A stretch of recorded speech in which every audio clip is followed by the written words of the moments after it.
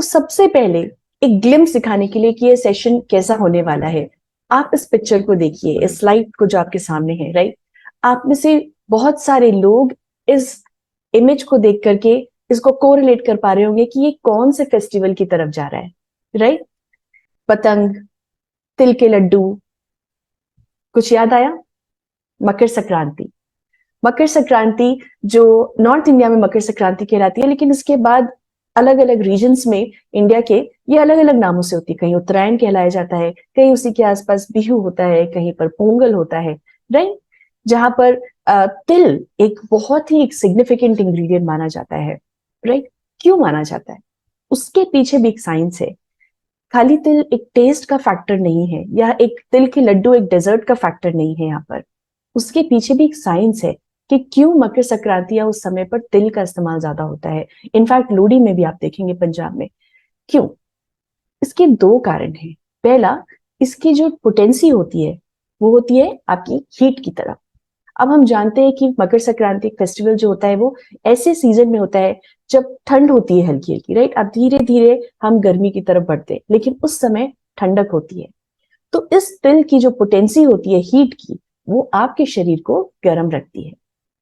और इसका एक दूसरा एक और कारण है, एक और साइंस है। तिल एक संस्कृत वर्ड है, राइट, जिससे वर्ड आया है तेल, तिल एंड तेल। तो तिल एक ऐसा सीड है जो काफी समय से, पुराने समय से, आप अगर देखेंगे इवन आयुर्वेदा में आप बुक्स जो देखेंगे पुरानी, आप उनमें देखेंगे तिल को तेल से ज्वाइन किया गया है, क्योंकि ये उन पहले कुछ सीड्स में से है जिसके बारे में ये जाना गया था कि इसके अंदर एक ऑयलीनेस की जो टेंडेंसी होती है, इससे तेल प्राप्त हो सकता है, राइट। तो ये एक और रीजन है कि तिल को एक सिग्निफिकेंट माना जाता था, क्योंकि जैसे जैसे सूर्य उस समय उत्तर दिशा में मुड़ने लगता है, लाइक नॉर्थ साइड में जाता है, ड्राइनेस उस समय में ज्यादा होती है, राइट। ठंड का मौसम है, देन जो सूर्य का जिस तरीके से मूवमेंट हो रहा है, ड्राइनेस होती है। और इसी वजह से तिल को एक इंपॉर्टेंट इंग्रेडिएंट माना जाता था, क्योंकि वो तैलीय होता था, प्रकृति में ऑयली होता था। तो वो चाहे वो आपके फूड के फॉर्म में हो, कुछ जगह पर उसको पानी में डाल के उससे नहाने को बोला जाता है, कुछ जगह पे उसको पेस्ट बना के शरीर पे लगाने को बोला जाता है, उसके बाद नहाने को बोलते हैं। तो ये एक और रीजन है कि क्यों तिल मकर संक्रांति में एक सिग्निफिकेंट पार्ट प्ले करता है। तो ये तो हो गया ग्लिम्स कि कैसे एक फेस्टिवल और एक इंग्रेडिएंट, फूड इंग्रेडिएंट के पीछे भी एक साइंस है, राइट। तो अब हम देखते हैं कि क्यों, वो कौन से ऐसे सीक्रेट्स थे जिसकी वजह से जो ग्रैंड माँ, हमारी नानी और दादी के समय का जो किचन था वो हेल्दी हुआ करता था। पहला रीजन, उस समय में ज्यादा से ज्यादा जो साबुत अनाज होते थे, चाहे वो आपकी साबुत अनाज ग्रेन्स के फॉर्म में हो, मिलेट्स के फॉर्म में हो, दालों के फॉर्म में हो, ज्यादा से ज्यादा उस समय पर होल फूड्स का इस्तेमाल होता था। वेल, उस समय अगर आप देखें, पुराने जमाने में इतना रिफाइनिंग, इतना प्रोसेसिंग, इतना उस प्रकार का एडवांसमेंट नहीं हुआ था कि लोग ज्यादा से ज्यादा रिफाइंड या प्रोसेस फूड को ले, राइट। लेकिन उस समय पे स्टेपल फूड्स जो वहां पर उगा है उसको डायरेक्टली खाया जाता था। इस वजह से होल फूड्स की जो यूसेज थी या उसकी जो उपयोगिता थी वो ज्यादा हुआ करती थी। अब इससे होता क्या था, ये सारे बेनिफिट्स हम जानते हैं। आप जब होल फूड्स लेंगे तो तीन पार्ट होते हैं, कोई भी आप चाहे साबुत ग्रेन्स ले या जो साबुत आपके होल अनाज है आप उनको ले, उसमें तीन पार्ट होते हैं, राइट। एक पार्ट होता है ब्रान, जो ऊपर का जो पोर्शन होता है, जैसे आटे में आपका जो निकलता है चोकर, वो ब्रान, राइट। वो हाईएस्ट अमाउंट ऑफ उसके अंदर फाइबर प्रेजेंट होता है। दूसरा पोर्शन जो होता है उसको बोलते हैं एंडोस्पर्म। एंडोस्पर्म जो होता है वो मेजॉरिटी पार्ट होता है, करीब 70 से 80% एंडोस्पर्म होता है। वो प्योर फॉर्म ऑफ कार्बोहाइड्रेट होता है, उसमें आपको सिर्फ कार्बोहाइड्रेट मिलता है। और वहीं पर एक छोटा सा पोर्शन होता है जर्म, जिसको जर्म बोलते हैं। वहां पर वो सबसे ज्यादा न्यूट्रिएंट डेंस होता है, राइट। वहां पर आपको काफी सारे antioxidants, fat soluble vitamin, minerals आपको उस जर्म पोर्शन में मिलते हैं, जो कि करीब 1 से 2% होता है। अब क्या होता है, जब आप रिफाइन करते हैं, आप प्रोसेसिंग करते हैं, तो ब्रांड पोर्शन निकल जाता है, जर्म निकल जाता है, और जो बचता है वो होता है एंडोस्पर्म। लेकिन जब आप पुराने जमाने में देखें, अगर वो होल फूड्स ले रहे हैं, साबुत अनाज ले रहे हैं, वहां पर ब्रांड भी है, एंडोस्पर्म भी है, और उसके साथ जर्म भी है। तभी आप नोटिस कर रहे होंगे कि आज के समय में आटे से चोकर निकालना इतना कॉमन बात नहीं रह गई।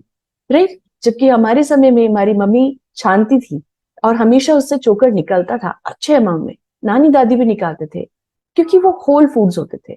और अगर आप उससे भी पहले जाएंगे तो आप सोच सकते हैं कि कितना ज्यादा होल फूड्स का इस्तेमाल होता था। उसी तरीके से आयुर्वेदा प्रिंसिपल्स के हिसाब से कुकिंग इन्फ्लुएंस होती थी। एडवांस लिटरेचर उस समय इतना एडवांस नहीं था, मॉडर्न लिटरेचर नहीं था, लेकिन जो हमारी खुद की जो विजडम है हमारी भारत की, राइट, वो है आयुर्वेदा, आयुर्वेदा विज्ञान। तो उस समय पर वो विजडम का इस्तेमाल होता था, राइट। जैसे अगर आप देखेंगे कि कुछ लोगों में सेंसिटिविटी होती है कि रात को दही नहीं लेना चाहिए, राइट। तो उस समय पर उस चीज को समझा जाता था कि आप बटर मिल्क ले सकते हैं, छाछ ले सकते हैं, लेकिन दही को रेस्ट्रिक्ट किया जाता था। या फिर हनी, हनी को हम लोग सोचते हैं कि अगर हम उसको वार्म वाटर में मिला करके लेंगे तो वो हमको बेनिफिट्स देगा। यहाँ पर टेम्परेचर बहुत मायने रखता है। हनी अगर आप आयुर्वेदा के हिसाब से देखिए, उसको आपको बहुत गर्म या वार्म चीजों के साथ नहीं लेना चाहिए, क्योंकि वहां पर हनी की जो प्रॉपर्टीज होती है वो डाइल्यूट हो जाती हैं। हनी के जो केमिकल बॉन्ड्स होते हैं जो उसको वो उस प्रकार की हेल्थ बेनिफिट्स दे रहे हैं, वो टूटने लगते हैं बॉन्ड्स, और इसीलिए उसको गर्म चीजों के साथ लेने से मना किया जाता है। उसी प्रकार से उस समय पे ज्यादा से ज्यादा लोकल, फ्रेश और सीजनल इंग्रेडिएंट्स यूज करते थे, राइट। अगर वाटरमेलन है, आई रिमेम्बर कि बचपन में वाटरमेलन हमारे लिए या तरबूज सिर्फ समर्स में होता था। आज के समय में आप वाटरमेलन अभी भी काफी जगह पे पाएंगे। अगर आप जाएंगे रिटेल स्टोर्स पे, आप मॉल्स में जाएंगे तो वो आपको फ्रोजन सेक्शन में दिखेगा।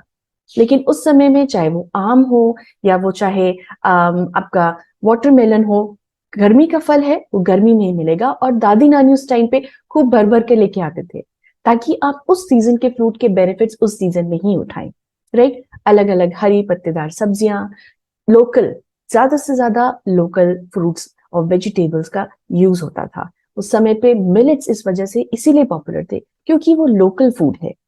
आज के समय में हम और भी कभी कब प्रकार के अनाज को ढूंढते हैं, स्यूडो सीरियल्स को देखते हैं, लाइक कीनवा, लाइक फ्रूट्स वेजिटेबल्स में देखिए आप कीवी, राइट। ये सब आपके टाइम में इजीली अवेलेबल है, ऑल ईयर राउंड अवेलेबल होता है इसीलिए।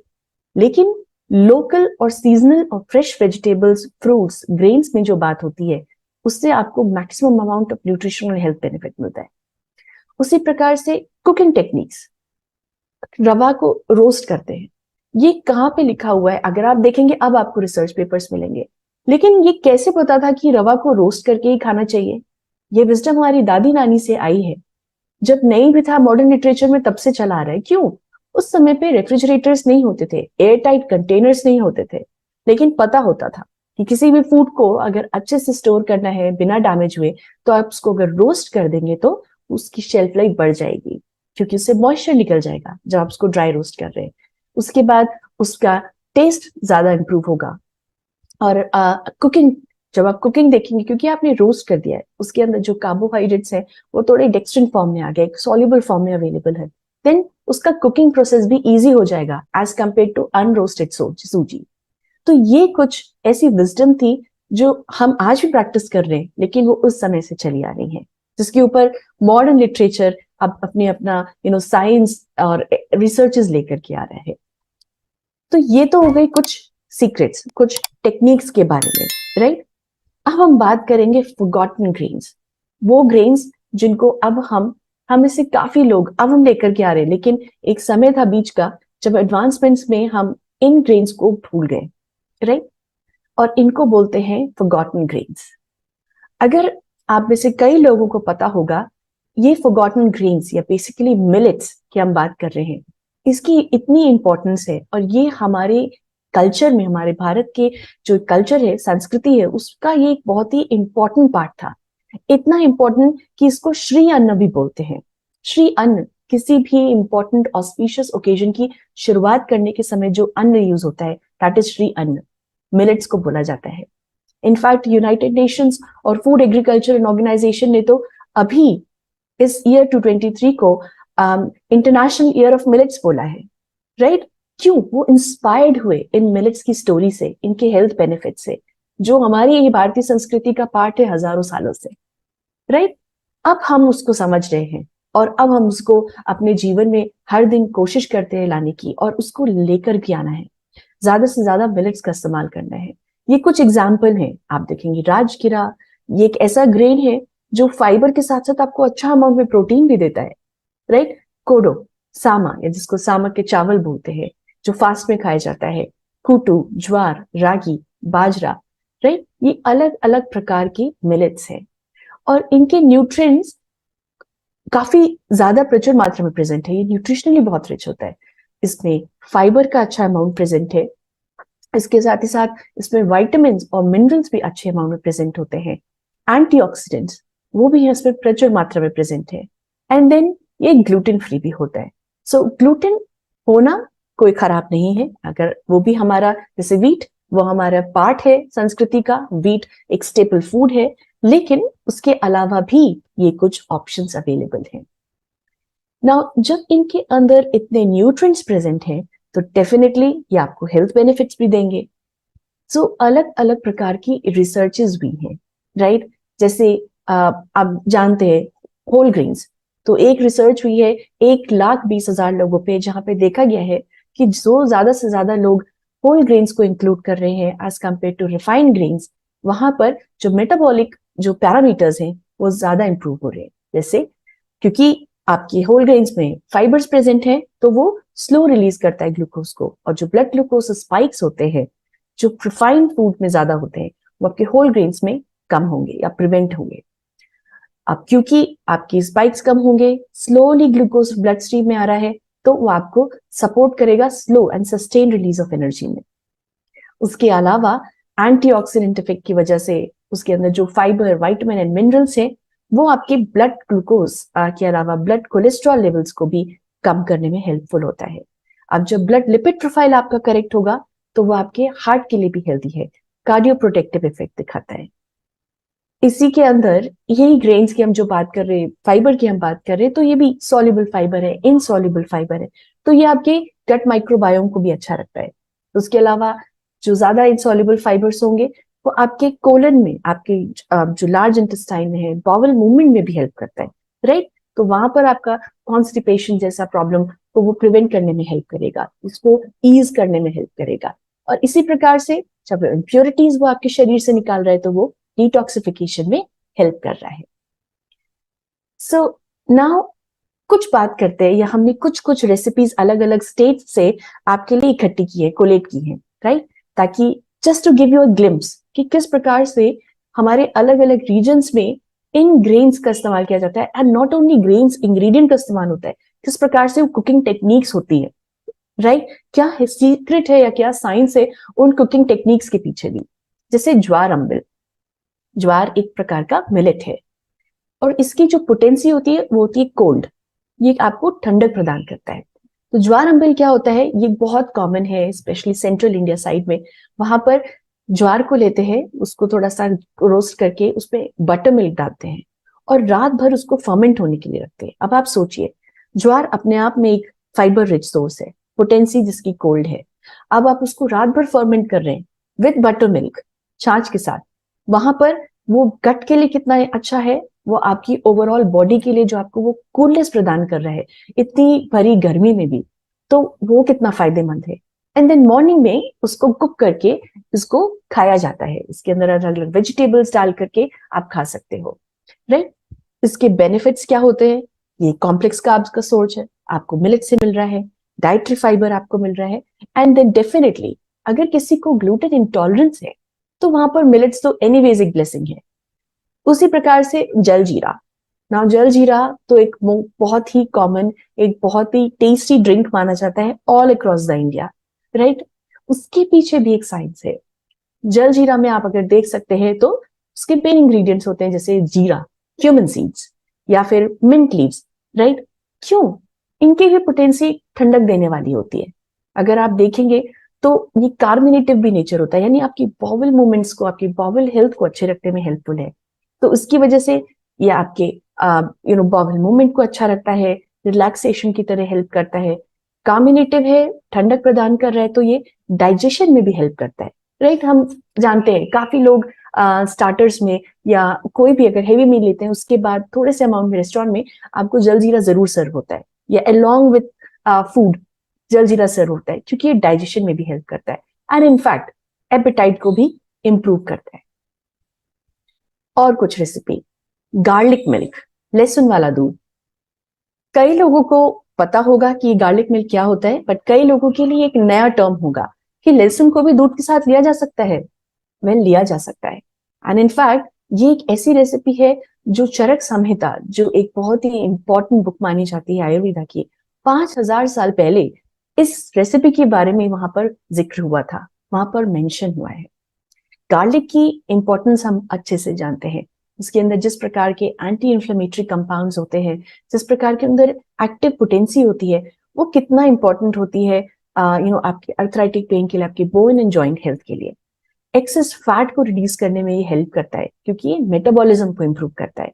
इसके अंदर जो मेन कंपाउंड होता है एलिसिन, वो आपके मेटाबॉलिज्म को इंप्रूव कर सकता है, राइट। इन्फेस्टेशन में हेल्प करता है। कोल्ड एंड कफ में भी अगर आप गरम गरम इस दूध को पिए, क्योंकि ये एंटी इंफ्लेमेटरी है, इसकी जो तासीर है वो आपको कंफर्ट पहुंचाती है, आपकी इम्यूनिटी को बूस्ट अप करती है। और इनफैक्ट ये 5,000 साल पुरानी चीज आज के मॉडर्न लिटरेचर में भी क्लिनिकली प्रूवन दिखाता है क्या, कि ये आपके मेटाबॉलिक पैरामीटर्स को इंप्रूव कर सकता है, ब्लड कोलेस्ट्रॉल, लिपिड प्रोफाइल को इंप्रूव करता है, साथ साथ में वेस्ट सर्कमफेरेंस, ये भी देखा गया है कि किस प्रकार से आपके वेट मैनेजमेंट में भी हेल्प कर सकता है, वेस्ट सर्कमफेरेंस को कम करता है। और एक और इंटरेस्टिंग स्टोरी है कि क्यों गार्लिक और मिल्क को साथ में मिलाया गया।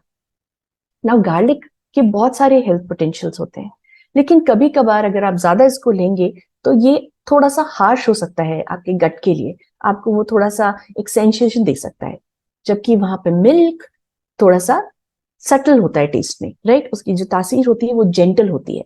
तो जब आप गार्लिक को मिल्क के साथ मिलाते हैं तो आपको गार्लिक के सारे बेनिफिट्स मिलते हैं। इनफैक्ट जो एलिसिन की हम बात कर रहे हैं वो फैट सॉल्युबल होता है, तो क्या होता है, वो मिल्क में अच्छे से मिसिबल हो सकता है, ताकि आपके शरीर को वो और अच्छे से अवेलेबल हो, और जो उसकी तासीर है, वो जो उसका जो स्ट्रॉन्ग है, जो उसकी स्ट्रेंथ है, उसको कम करने में हेल्प करता है। This is the beauty of ancient recipes. Now दूसरी, ये हम सब जानते हैं, मेथी लड्डू या गोंद लड्डू, राइट। ये खाया जाता है और पुराने जमाने में भले ही इसमें जागरी हुआ करता था, लेकिन अगर आप मॉडरेशन में इसको ले रहे हैं तो उसके भी बहुत हेल्थ बेनिफिट्स हैं।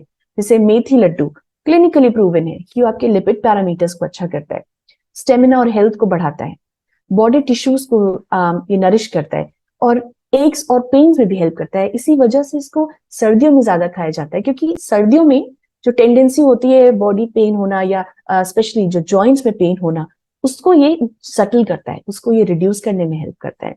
उसी प्रकार से गोंद के लड्डू, गोंद के लड्डू बहुत ही न्यूट्रिशियस माने जाते हैं। ये एक प्रकार का गम होता है जो हमको पेड़ों से मिलता है। ये डाइजेस्टिव सिस्टम के लिए अच्छा होता है क्योंकि इसमें फाइबर होता है। देन ये इम्यूनिटी और रिकवरी के लिए भी अच्छा होता है। अगर किसी को फीवर है या इवन पोस्ट प्रेगनेंसी के बाद किसी को ताकत देनी है अगर मदर को, या कोई अगर बीमार हुआ है, तो वहां पर गोंद के लड्डू जरूर खिलाया जाता है, क्योंकि इसमें प्रोटीन अच्छे अमाउंट में प्रेजेंट होता है, इसमें कैल्शियम होता है, और ये स्किन हेल्थ में भी बहुत ही हेल्पफुल होता है क्योंकि ये एंटी इंफ्लेमेटरी होता है, राइट। नाउ कुछ और रेसिपीज। नाउ अगाती की रही, अगाथी एक प्रकार का आपका ग्रीन लीफी वेजिटेबल है, और बेसिकली अगर आप देखें पुराने समय में भी जब एकादशी का जब फास्ट रखते हैं, राइट, एकादशी का फास्ट जब आप पूरे दिन रखते हैं, उसके बाद फास्ट तोड़ने के समय पर इसी ही रेसिपी को खाने के लिए बोला जाता है। क्यों? क्योंकि इसके अंदर बहुत सारे फाइटोन्यूट्रिएंट्स प्रेजेंट होते हैं, इसके अंदर विटामिन एंड मिनरल्स प्रेजेंट होते हैं। अब होता क्या है, आपके शरीर को एनर्जी की जरूरत है क्योंकि आपने फास्टिंग रखा है, ये quick source of energy provide करता है। और जब आपने फास्टिंग करी, आपकी बॉडी के अंदर बहुत सारे फ्री रेडिकल्स बने, एक क्लेंजिंग प्रोसेस हुआ। उन टॉक्सिन्स को निकालेंगे कैसे? With the help of these phytochemicals, cleansing में हेल्प करता है। और बिकॉज ये जेंटल होता है हमारे शरीर के लिए, तो पूरी फास्टिंग के बाद आपके शरीर को अगर आप कुछ स्पाइसी या कुछ हेवी मील देंगे तो वो ब्लोटिंग या स्टमक अपसेट जैसे इश्यूज कर सकता है क्रिएट। लेकिन ये रेसिपी जेंटल होती है और इसी वजह से ये ब्लोटिंग या स्टमक अपसेट को प्रिवेंट करता है। देन रॉ मैंगो पील चटनी, रॉ मैंगो का जो पील होता है हम में से काफी लोग उसको डिस्कार्ड कर देते हैं, राइट, क्योंकि वो डिस्कार्ड करने वाली चीज है, या हम उसको कभी कभार साथ में यूज करते हैं। लेकिन उसका भी एक बेनिफिट है। अगर आप देखें क्या बेनिफिट है, ये क्लिनिकली प्रूवन है कि आपकी कोलेस्ट्रॉल लेवल्स को मैनेज करने में हेल्प करता है। इनफैक्ट इसके अंदर ऐसे फाइटोन्यूट्रिएंट्स प्रेजेंट होते हैं जो ऑक्सीडेटिव स्ट्रेस से लड़ने में हेल्प करते हैं, राइट। देन एंटीऑक्सीडेंट प्रॉपर्टी है, इसके अंदर काफी सारे न्यूट्रिएंट्स होते हैं जैसे विटामिन सी। तो इसकी भी चटनी पुराने जमाने में खाई जाती थी, उसको लोग एज अ साइड डिश रखते थे। देन हवाई जहाज। ना ये रेसिपी नॉर्थ ईस्ट में बहुत पॉपुलर है। यहाँ पर सोयाबीन का इस्तेमाल होता था फर्मेंटेड फॉर्म में। हम आज के समय में टाइम के कमी की वजह से बहुत बार सोक नहीं करते हैं दालों को, जबकि वो करना जरूरी होता है। कोई भी किसी भी प्रकार का प्रोसेसिंग बिफोर कुकिंग बहुत जरूरी होता है, क्योंकि वो आपके एंटी न्यूट्रिएंट्स को रिमूव करता है। फर्मेंटेशन भी एक ऐसा प्रोसेस है। तो कई लोगों को जिसको सोयाबीन सूट नहीं करता या वो पेट के लिए हैवी होता है, वहां पर फर्मेंटेशन उन न्यूट्रिएंट्स को इजीली डाइजेस्टेबल बना देता है। तो मणिपुर में ये एक बहुत ही कॉमन डिश है जो daily source of protein provide कराता है, डाइजेस्टिबिलिटी और बायोअवेलेबिलिटी ऑफ न्यूट्रिएंट्स को भी बढ़ाता है। देन इंदुरी पीठा, अनदर रेसिपी। यहाँ पर चावल और दाल के मिक्सचर को टर्मरिक या हल्दी की जो लीव्स होती हैं उसमें रैप करके स्टीम किया जाता है। तो इससे आपको क्या मिला, जब आप स्टीम कर रहे हैं, जब तक ये ठंडा होता है, तो आपको अच्छे अमाउंट में कॉम्प्लेक्स कार्ब्स मिल रहे हैं, देन आपको प्रोटीन भी मिल रहा है। एंड देन जब आप स्टीम कर रहे हैं हल्दी की पत्तों के साथ, तो आपको जो भी एक्टिव्स प्रेजेंट हैं, कर्क्यूमिन जैसे जो टर्मरिक लीव्स में होता है, वो भी एक्सट्रैक्ट होकर के इस डिश में आते हैं, राइट। तो इससे होता क्या है, आपको balanced amount of carbs, protein मिल रहा है, and then active compounds. Another recipes जैसे बार्ली डिंडू पाल्याम, ये एक बहुत ही अच्छी रेसिपी है, स्पेशली उनके लिए जिन्हें ट्यूबर्स जैसे पटेटोज बहुत पसंद है, क्योंकि ये बनाना स्टेम से मिलती है। जब मैं नई आई थी कर्नाटका में, ये रेसिपी मेरे लिए एकदम नई थी, बट जब मैंने इसे टेस्ट किया तो इसका जो टेक्सचर है, जो माउथ फील होता है, वो बिल्कुल पोटैटो जैसा होता है, लेकिन ये हाई इन फाइबर होता है। इसके अंदर बहुत अच्छे अमाउंट में कॉम्प्लेक्स कार्ब्स प्रेजेंट होते हैं। तो ये करता क्या है, ये आपको सटाइटी प्रोवाइड करता है, एपेटाइट आपकी इंप्रूव करता है। और ये पुराने समय से आपकी एक जो प्लेट होती है, स्पेशली कर्नाटका साइड में जो आपकी पूरी थाली होती है, उसका एक बहुत ही इंपॉर्टेंट पार्ट है ये पल्या। पल्या मीन्स स्टर फ्राई करके जो वेजिटेबल बनाई जाती है। देन जैक फ्रूट सीड चटनी। जैक फ्रूट सीड्स को हम ज्यादातर यूज कर लेते हैं करी में, राइट, या किसी, लेकिन चटनी बहुत कम लोगों ने सुना होगा। इनफैक्ट जैक फ्रूट एक का जो सीड होता है वो हाई इन प्रोटीन होता है। जितने भी फ्रूट्स एंड वेजिटेबल्स अवेलेबल हैं, उनमें ये एक one of the most protein rich source है सीड के फॉर्म में, राइट। तो इसके अलावा इसके अंदर फाइबर्स भी प्रेजेंट होते हैं, तो ये प्रीबायोटिक की तरह एक्ट करते हैं। प्रोटीन और अमीनो एसिड्स, इसके अलावा वाइटामिन एंड मिनरल जैसे थायमीन, जैसे राइबोफ्लेविन भी इसके अंदर अच्छे अमाउंट में प्रेजेंट होते हैं। नाउ दो और रेसिपी, जैसे आपका ओमम रसम अजवाइन से मिलकर के बना होता है। अजवाइन के अंदर थाइमोल होता है। थाइमोल एक ऐसा कंपाउंड जो आपके डाइजेशन में हेल्प करता है। नाउ अजवाइन हम सब जानते हैं, जब भी हमें गैस फॉर्मेशन होता है, ब्लोटिंग होती है, हम अजवाइन खाते हैं। उसका एक रसम, एक करी ही बनती है पूरी की पूरी, जो अजवाइन से मिलकर के बनी होती है। तो वो हेल्पफुल होती है, राइट, डाइजेशन में। और इसी वजह से रसम को सांभर और राइस और कर्ड के साथ साथ में रखा जाता है। Then buttermilk. Buttermilk मतलब छाछ। छाछ को आयुर्वेदा में अमृत बोला जाता है, धरती का अमृत। एक कहावत भी है, अगर मैं आपको बोलूं, इसका मतलब है तक्रम शक्रस्य दुर्लभम। मतलब तक्रम मतलब आपका छाछ, शक्र से मतलब इंद्र देव, जो देवराज है। तो ये इतना एक इंपॉर्टेंट एलिक्सर माना जाता है कि इनफैक्ट पुराणों में लिखा है कि ये इंद्रदेव को भी आसानी से नहीं मिलता है, ये दुर्लभ है इवन इंद्रदेव के लिए। इसकी इतने सारे बेनिफिट्स हैं। ये आपको हाइड्रेट रखता है, इसके अच्छे अमाउंट में इलेक्ट्रोलाइट्स प्रेजेंट होते हैं। ये ब्लड प्रेशर, मेटाबॉलिक पैरामीटर्स को इंप्रूव करने में भी हेल्प करता है। आप इसको दोनों टाइम ले सकते हैं, आप मॉर्निंग में भी ले सकते हैं, आप इसको नाइट में भी ले सकते हैं, क्योंकि ये इजीली डाइजेस्टेबल होता है। ये डाइल्यूटेड फॉर्म है, राइट। तो आप इसको अपने डाइट में इंक्लूड कर सकते हैं। दो रेसिपी और, होमबर्डे प्रयोगा। नाउ ये रेसिपी बहुत ही अनकॉमन है। ये एक दुर्लभ रेसिपी है जो सिर्फ साउथ इंडिया में ही आपको मिलेगी।